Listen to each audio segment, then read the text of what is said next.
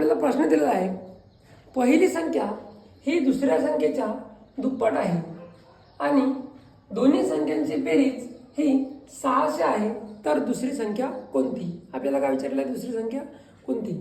बघा आपल्याला काय दिलेलं आहे, पहिली संख्या ही दुसरीच्या कशी आहे, दुप्पट आहे.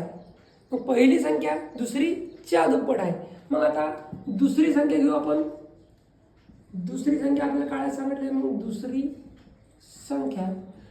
संख्या आपल्याला माहित नाही, मग आपण घेऊ x. मग दुसरी संख्या x घेतली. मग आता पहिली काय म्हणते, पहिली कशी आहे, दुप्पट आहे. मग पहिली संख्या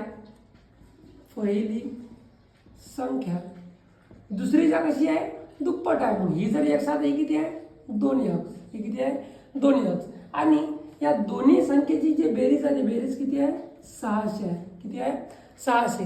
म्हणजेच आपल्याला या x ची किंमत काढणार आहे, बरोबर. तर या दोघांची काय करू, आपण बेरीज करून घेऊ.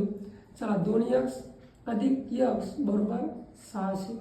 बघा चला इथं काही नसते म्हणजे 1 असतो. बघा 2x अधिक 1x किती x झाले, 3x बरोबर किती, 600 बरोबर. त्यानंतर पहा हा 3 इकडे गुन्हेला आहे, तिकडे गेला तर भागेला, इकडे गेला तर काय होईल, भागेला. मग राहिला किती, x बरोबर 600 भागेला 3.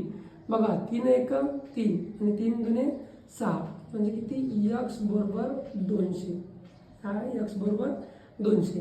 त्यानंतर बघा तुम्हाला स्क्रीनवरती अजून एक अशाच प्रकारे प्रश्न दिसतोय. त्या प्रश्नाचं उत्तर तुम्हाला कमेंट करून सांगायचे. व्हिडिओ आवडल्यास व्हिडिओला लाईक करा आणि शेअर करा.